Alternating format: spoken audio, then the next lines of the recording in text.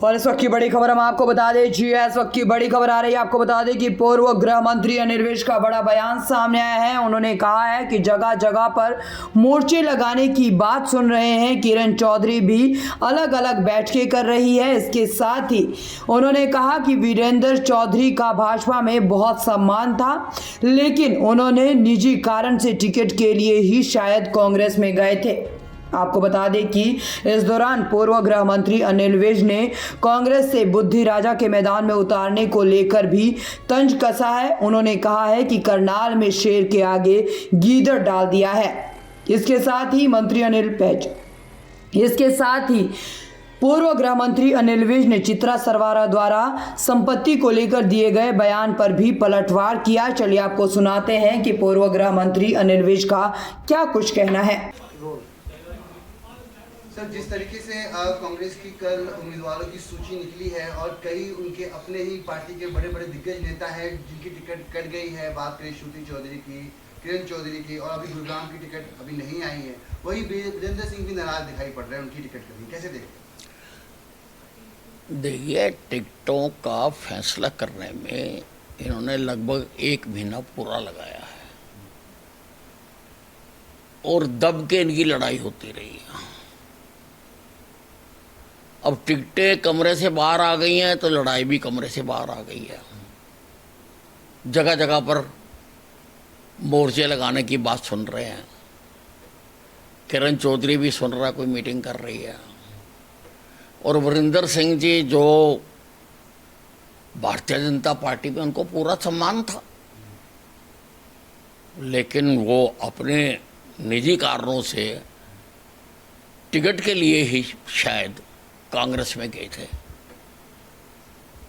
पर उनको भी टिकट नहीं मिली है। उनका भी आज आ रहा है कि वो कहीं पे मीटिंग कर रहे हैं। तो ये तो जंग जो 1 महीना अंदर होती रही, वो अब आगे चुनाव तक बाहर होगी, लड़ाई होगी। तो आप अपने पुराने साथी को वेलकम कहेंगे कि घर वापस आ जा भाई, वहाँ दाल नहीं मिलने वाली? नहीं, देखिए, मैं तो इस स्थिति में नहीं हूँ, ठीक है ना जी। अब जो पार्टी के कर्ता धर्ता हैं, अब वही जानते हैं कि वो छोड़ के क्यों गए थे और उनको आना चाहिए या नहीं आना चाहिए। अच्छा सर, एक सवाल ये भी कि जिस तरीके से कुछ खबरें चली कि कहीं ना कहीं श्रुति चौधरी का टिकट कटना पहले से तय था, क्योंकि राज्यसभा चुनाव में हरियाणा में जो कुछ हुआ उसके बाद कांग्रेस आलाकमान कहीं ना कहीं उस परिवार से नाराज रहा। अब ये तो जो कांग्रेस की जो हाई कमान थी, उन्होंने कई चीज़ों को यकीनी तौर पर देखा होगा। और कई बार क्या होता है कि हक में कहने वाले कम हो जाते हैं, विरोध में कहने वाले ज़्यादा हो जाते हैं। तो सर, क्या माने कि जो उम्मीदवार बनाए गए हैं हिसार से, भिवानी से, उन उम्मीदवारों में कितनी कैपेसिटी है चुनावों में जीत दर्ज करने की? क्योंकि जेपी और उसके साथ ही साथ रावदान से उम्मीदवार होंगे और हरियाणा से बीजेपी के जो उम्मीदवार हैं वो किस तरीके से उनको टक्कर देते हुए नजर आए? देखिए, हरियाणा से 10 की 10 सीटों पर भारतीय जनता पार्टी जीतेगी। लहर है, लहर भी नहीं, सुनामी है मोदी की। लोग मोदी को चाहते हैं। लोगों ने देख ली सारी पार्टियों की कारगुजारियां, कांग्रेस का भ्रष्टाचार भी देख लिया, और दूसरी भी पार्टियां जो जदाकदा आई, चाहे प्रदेश में चाहे देशों में आई हैं, उनकी कारगुजारियां भी देख ली और मोदी का काम करने का तरीका भी देख लिया। लोग मोदी को पसंद करते हैं, इसलिए मोदी ही जीतेगी।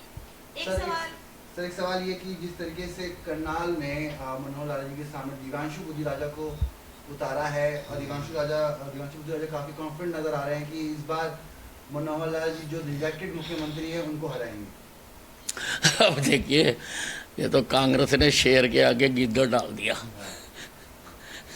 कमजोर आदमी हो, बेचारा क्या लड़ेगा जी। पहले दिन ही उसकी वो निकल आई है कि कोई वो पीओ हुआ है। तो वो कह रहे हैं सर रिजेक्टेड मुख्यमंत्री है, उनको तो उनके पार्टी ने नकार दिया, इसलिए जनता भी नकारेगी सर करना। उसके साथ साथ एक आरोप और लगाया है उन्होंने मनोहर लाल जी पर। उनका कहना है कि मनोहर लाल जी के को लेकर कहीं ना कहीं किसान भी काफी परेशान थे, बेरोजगारी का मुद्दा, ये तमाम मुद्दों पर कांग्रेस कहीं ना कहीं मौजूदा सरकार को भी घेर। नहीं देखिए, कांग्रेस हमेशा और विपक्षी पार्टियां इस प्रकार की बातें कराई करती हैं, लेकिन मनोहर लाल जी के पास अपने पक्ष में कहने के लिए भी बहुत कुछ है, रोकेंगे और जनता हमें पूरा विश्वास है कि मनोहर लाल जी को वहाँ से विजयी कराएगी। अच्छा, एक सवाल सर जरूर पूछना चाहूंगी। कल कांग्रेस के प्रदेश अध्यक्ष उदय भान ने एक बयान दिया और ब्रजेंद्र सिंह को टिकट ना देने को लेकर ये कहा कि उनको कोई प्रॉमिस तो नहीं किया गया था, लेकिन वो पार्टी में आए, उनका वेलकम है, आगे चुनावों में या तो विधानसभा में या तो राज्यसभा में उनको कहीं एडजस्ट कर देंगे।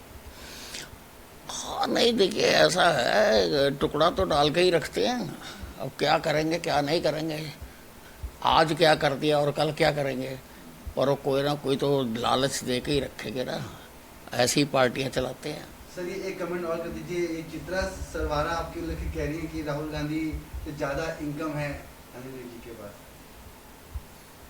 है तो मुझे दे दो, मैंने तो कहा था कि भाई ये सबके बराबर बांटने की बात कह रहे हैं, तो राहुल गांधी की और मेरी इनकम बराबर कर दो, मैं तो राजी हूँ।